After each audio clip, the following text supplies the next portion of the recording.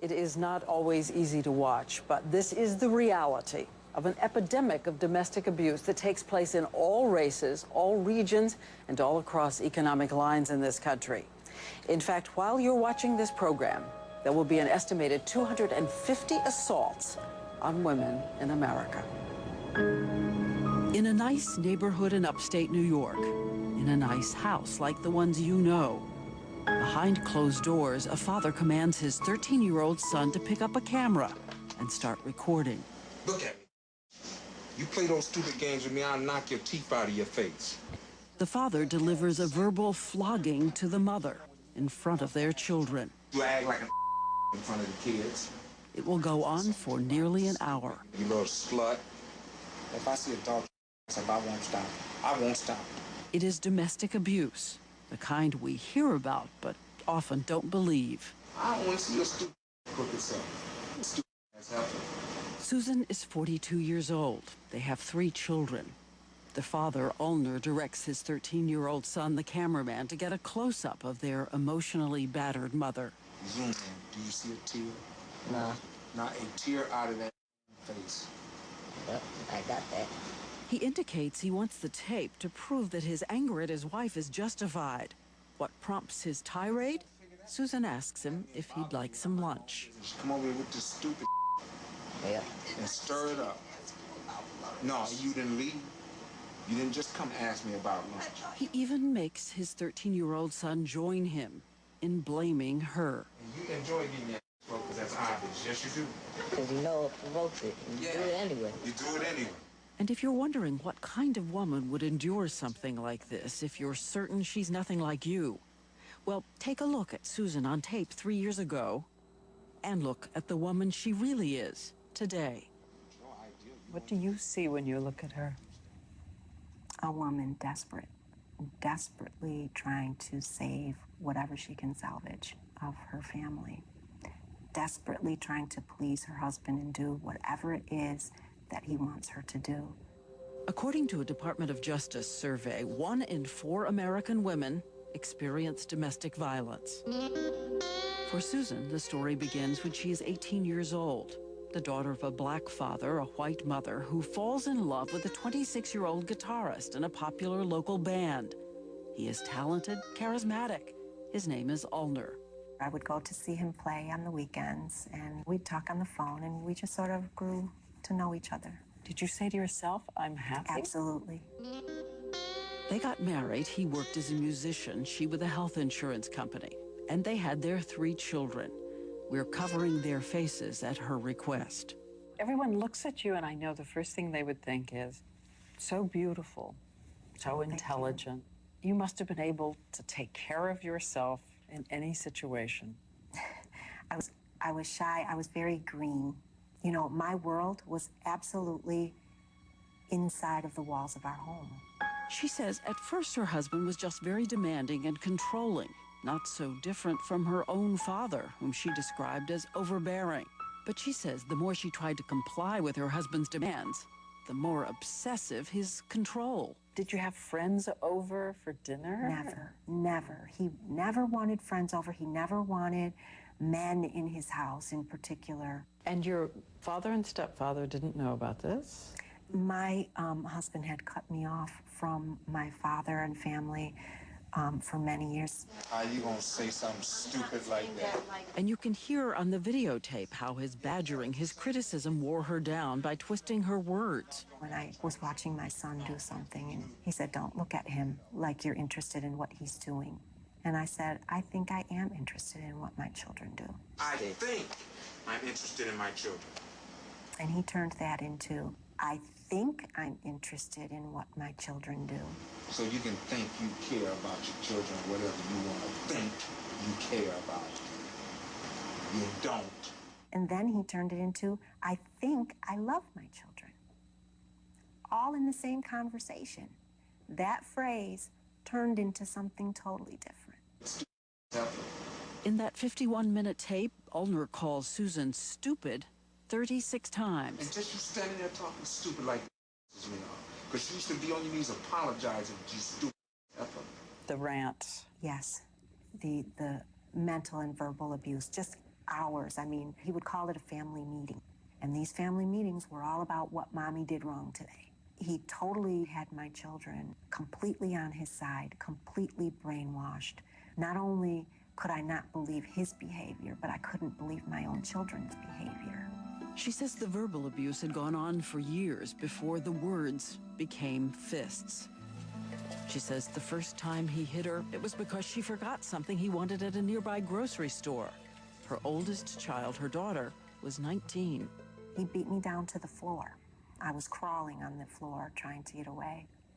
I remember my daughter turning on the vacuum cleaner so that my younger children couldn't hear it. You know more of what's going on at work than in your own house. At the time of the tape, she was working, he was not. He was jealous of men on the outside. And this got to do with somebody at work. It does not. I don't have anyone. Half a line. I can't tell you how many baseball coaches I was accused of, swimming teachers, karate teacher, other parents, anything. Video this line. But her greatest agony was the role of her children. When you think your son was on the other side of that lens. Not only that, my younger son was right there also. He was in the room. Their youngest son, 8 years old. Coming up toward the end of the tape, Ulner explodes in violence. You're sorry you wouldn't come up here. Wouldn't do that. You know, you would have left if you asked me that again. And so what does the son do? And what about the question everyone wants to know? Why on earth didn't she just leave? Follow what I say to the T. Sit your stupid ass. June 22, 2003, terrifying images of physical abuse. The kind the experts say takes place every 15 seconds someplace in this country. The difference is, this is caught on video. You don't know what to do. Look at your stupid ass. Look at the way you look. Behind the camera, a 13-year-old boy watching his mother slapped, slugged, and throttled by his father. You keep playing the game with me, I'm gonna knock your head across that wall. At one point, for nearly 3 minutes, the son seems... To the T. The terrified mother, Susan, covers her face, while the father, Ulner, strangles her, throws her to the floor. You have a stupid nerve about your stupid self. And you don't learn after I beat you all the time. You do not learn. When you look back, are you amazed you didn't crack? Was the thought of my children. And impossible as it is to believe, as this was going on, she still managed to care for the children, the house, and work at a part-time job. Her boss was Lynn Jasper, who started picking up on something unsettling. The way she heard Susan talk to her husband on the phone at the end of the day. I'm calling you now to tell you that I'm leaving so you can clock the time that it takes me to get home. And if I vary from that course, what punishment am I going to have to suffer when I get there? And a phrase Susan uses on the phone horrifies Lynn. And when I called, I had to call him Master. Yes, Master. No, Master. And you hear it the first couple times and you think, wow, what a sick individual. You're going to work and functioning in the workplace and then coming back to this prison. Yes. I think that any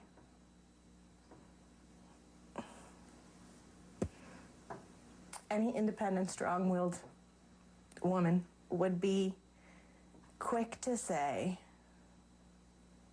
and I'll admit I was one of them, why doesn't she just leave? Why would you take that? Again, it's the question everyone asks and cannot understand people. And I know looking what on the that outside. question is. Why didn't you just leave? Why didn't you leave? A lot of it is preservation of family. I didn't want to see my family destroyed. And in my eyes, because of what he was telling me, I was the problem. So all I had to do was fix me.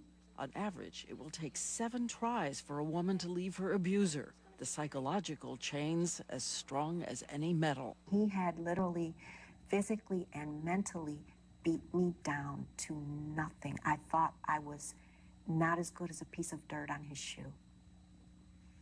And that's a place that is hard to come out of. May 6, 2003, back at the office, Lynn notices that Susan has a wound on her head. I asked her, I said, What happened to your head? And I said, oh, I was pulling a box off the shelf in a closet, and the corner of the box fell and hit me in the eye. But Lynn makes note of the day on her calendar, and she continues to take notes for herself when she sees something worrying. On May 20th, 2003, Lynn notices that Susan arrives late to work. She tucked her hair behind her ear, and her whole ear was bruised. And then it occurred to me that, dear God, it's not that she's ignoring me. She probably can't hear me. Her husband had ruptured her eardrum with the back of his hand.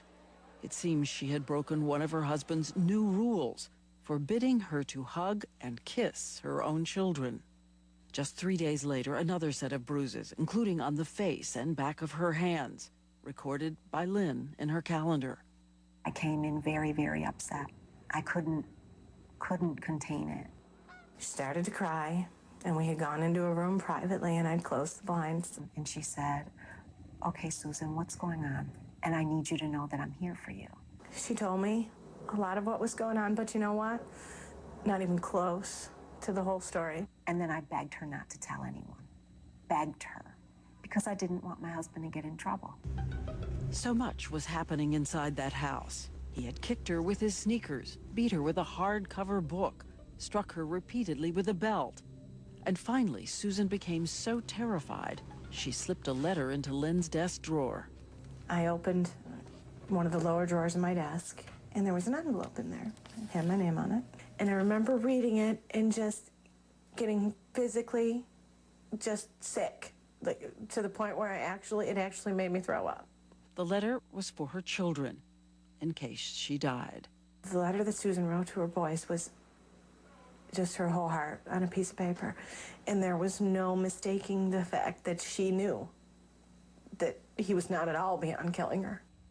You do think he would have killed you? I know he would have.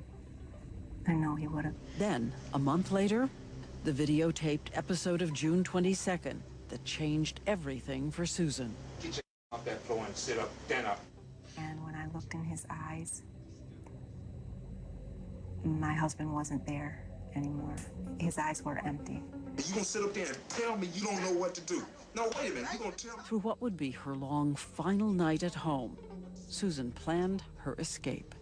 I got up and piled on makeup, hoping that he wouldn't look at me too hard because my face was very battered. And I dropped my older son off at school, and I went to work. When Susan walked in on the last day, she was beaten and marked worse than I had seen. And I remember saying to her, it's got to stop. It ends here. I looked at her and I said, today's the day. Once I said to Lynn, that was it, she said, okay, I'm calling. And went and did it immediately. With the help of police over the next few hours, she ran a heart-pounding race against the clock. Since her husband patrolled every minute of her day, she had to get to the children before he did, and before he made an irrational move. And I knew that my husband was going to be looking for me. First, she raced to pick up her youngest son at elementary school and took him to the police station. The police picked up her older boy. But Susan's phone had been ringing and ringing. Officer Kathy Onions. We decided to have Susan call the residence and speak to her husband to reassure him that she picked up the son as she was instructed to. We wanted to document what his response was to this conversation and, and have it on a tape. Hello, honey. Where are you? I'm afraid to come home. I'm afraid to come home. You stupid heifer. What you mean you're afraid to come home? You better bring son home. If you don't bring my son home, I'm gonna kill you, heifer. I don't want you to hurt me. What? I'm afraid to come home. At another point, Ulner talked directly to Officer Onions. He told me that he controls them, that he tells them what to do, they're his property, and he can tell me to release them. And I explained to him that that's not how it works. Get your off that floor and sit up, stand up. But domestic abuse cases are notoriously difficult. It would be his word against hers. And what would the children say, including her daughter, who wanted to stay with her dad? The question loomed, would Ulner be free to come after Susan again? Coming up, the courtroom showdown that would change history for abused women. As a prosecutor, this was perhaps the most cocky and arrogant individual as a defendant. He was convinced that he could control his world and the world at large. He was convinced he could control me, the judge, and the jury. And Sawyer. After years of physical and emotional abuse, a woman takes her 2 sons to a shelter for battered women. Her daughter remains with the abusive husband. Susan returned with us to the place that had been her first sanctuary. I remember the relief of knowing nobody was going to berate me today. Nobody's going to hit me today. Oh, wow. I remember.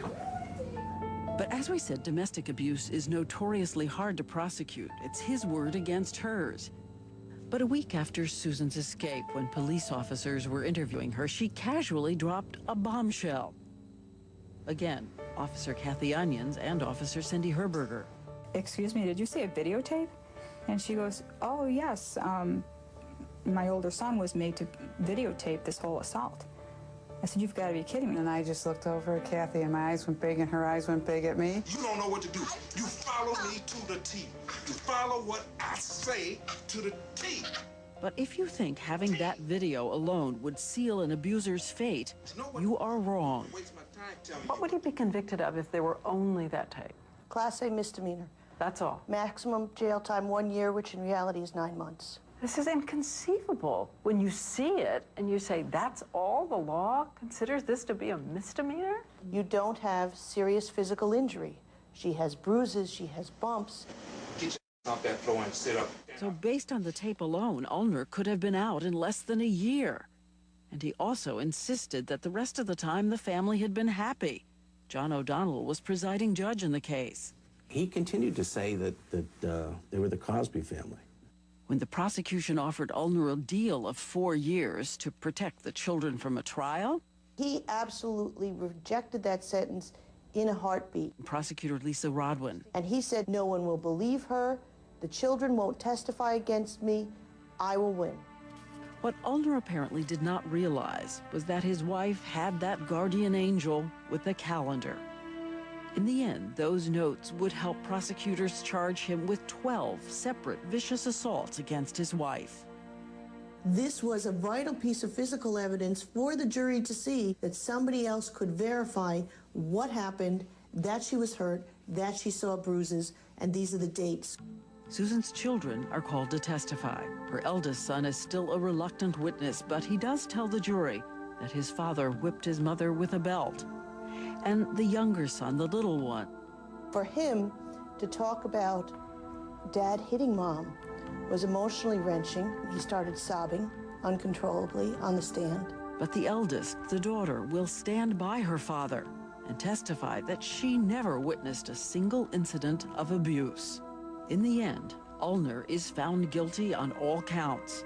The judge, who will never forget that searing tape, hands down a sentence of 36 years. The videotape is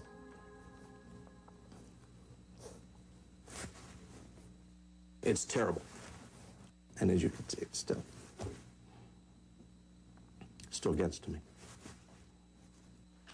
According to the prosecutor, the sentence would be the longest in New York history for a domestic violence case in which the victim managed to stay alive.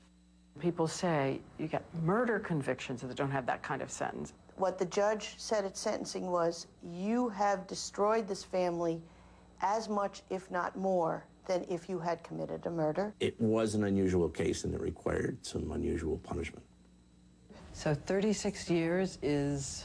To see somebody that you once loved go to prison for 36 years, even after everything he did to me, it wasn't something that made me happy. 3 years later, Susan and her children are still trying to regain their lives. The youngest doing well. The oldest child, her daughter, who spent the most years under Ulner's control, is having the toughest time. Are you estranged from her now? She's okay. She's working very hard at being okay. And what about the son who made that videotape? He and his mother are together. Follow what I Does your older son understand how he was used and manipulated now? Yes, he does. No forgiveness is needed. Oh, absolutely. From the start, my children knew that. You know, I could never hold them responsible for what happened there. You ain't sorry about nothing. Shut up. And her son's tape has now become a potent weapon against abuse. Susan now uses it at police academies to put a personal face on an epidemic. Remember that if you go to somebody's door, that woman's going to tell you, no, officer, no problem. She'll hug her abuser, smile at him. Because she knows when you leave, if she doesn't say the right thing, she's going to get it. She's going to get it. If someone you know is struggling with abuse at home, there is help out there. The National Domestic Violence Hotline is available day and night at 1-800-799-SAFE, 799-SAFE. We've also put a list of other contacts on 2020's webpage at abcnews.com, and we hope you'll use it. We'll be right back.